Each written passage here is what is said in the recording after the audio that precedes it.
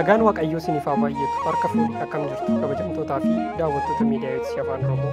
Kun qophii abbootii keenya kaleessaa fi har'aa jedhu yeroo kanatti isin biraan geenyudha.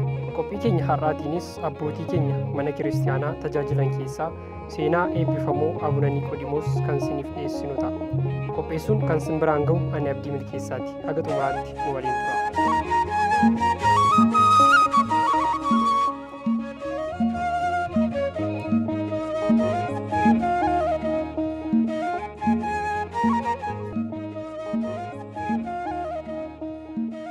Eebbifamoo Abuna Niqoodimoos abbaa misoomaa, abbaa wangeelaa kan ta'an maqaa isaanii jalqabaatiin abbaa Walda Gabri'eel Abbabaa jedhamu. Abbaa isaanii obbo Abbabaa Camadaa fi harmee isaanii addee Baqqaluu Dhaabaa irraa bara 1971tti godina Horroo Guduruu Wallaggaa aanaa Abbaay Cuuman Fincaa'aatti dhalatan. Barumsa amantaa kan keessaa qiddaasee, qinee, maahleetii, sa'ataatii akka gaariitti barataniiru. Sadarkaan barnoota isaanis barumsa jechaa, dubbisa, galata maaramii fi yeedaloo, yeneetaa daqiiqirraa Gojjaan Bahaa aanaa Baasooliiban Dingwaam Maaramitti, Cigoo yeneetaa Mankirarraa Dabra Maarqositti, yeneetaa Kinfa Rigbirraa immoo Ambaritti barataniiru. Qiddaasee fi sa'ataatii barsiisaa Andu'aalam irraa Gojjaan Bahaa aanaa Baasooliiban mana kiristaanaa Kidaana Mihiratii Anjimitti baratan. Barnoota diippiloomaa isaanii dubbii waaqummaatiin kolleejii Hafuuraawaa Sawaasoo Birhaan Qulqulluu Phaawulositti qabxii olaanaadhaan akkasumas barnoota koorsii adda addaa mana kiristaanaa barataniiru. Barnoota ammayyaatiinis hanga kutaa 12tti barataniiru. Tajaajila hafuuraatiinis diyaaqonummaan, lubummaan, gabazummaan akkasumas lallaba wangeelaan mana kiristaanaa Dabra Mihirat Qulqulluu Mikaa'elii Fincaa'aatti bara 1992 haga 1998tti tajaajilaa turaniiru.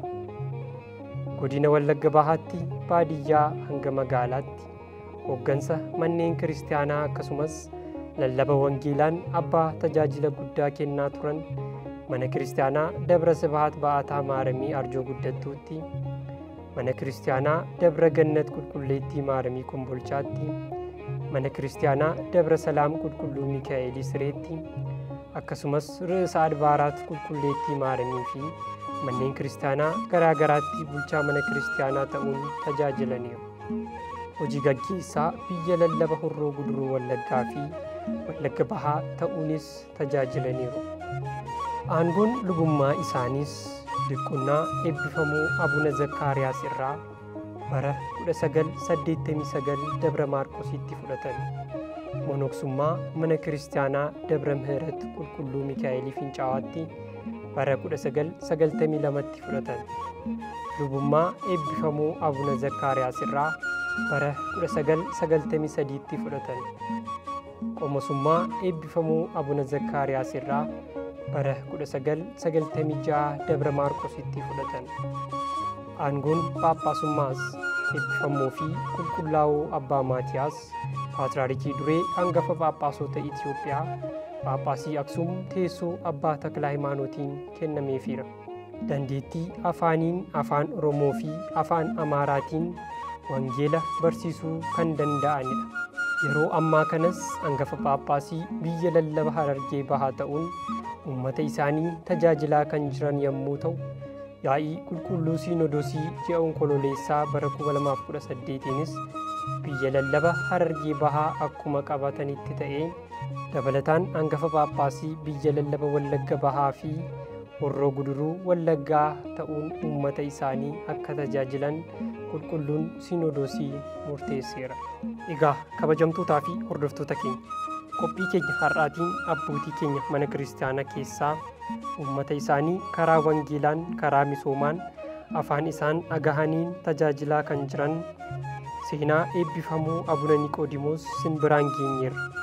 Qophicha qopheessuun kan isiniif dhiyeesse ani Abdii Milkeessaati. Qophii biroon haga walitti deebinutti turtii gaarii.